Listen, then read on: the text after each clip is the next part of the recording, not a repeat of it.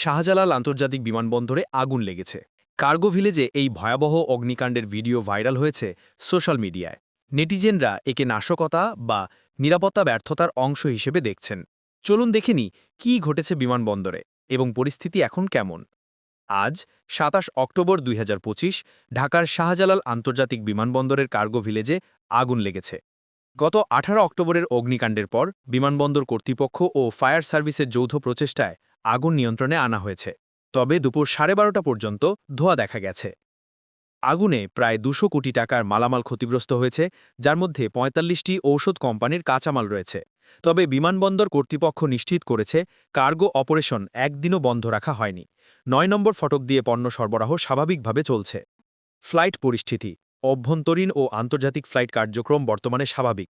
যাত্রীরা নির্ধারিত সময় অনুযায়ী চেক ইন ও বোর্ডিং করতে পারছেন। নেটিজেনদের প্রতিক্রিয়া, কেউ কেউ মন্তব্য করেছেন আগুনটি নাশকতার অংশ হতে পারে। অনেকে নিরাপত্তা ব্যবস্থার জবাবদিহিতা নিয়ে প্রশ্ন তুলেছেন। এছাড়া ক্ষতিগ্রস্ত মালামাল উদ্ধারে বিমান বাংলাদেশ এয়ারলাইন্স তালিকা প্রকাশ করেছে, কিন্তু মালিকরা এখনও তাদের সমস্ত পণ্য খুঁজে পাচ্ছেন না। বিমানবন্দর কর্তৃপক্ষ জানিয়েছে আগুনের কারণ অনুসন্ধানে ঢাকায় তুরস্কের বিশেষজ্ঞ দল পাঠানো হয়েছে। তবে এখনও আগুনের প্রকৃত কারণ নিশ্চিতভাবে জানা যায়নি। শাহজালাল আন্তর্জাতিক বিমানবন্দর দেশের প্রধান বিমানবন্দর। আগুন নিয়ন্ত্রণে থাকলেও ক্ষতি ব্যাপক।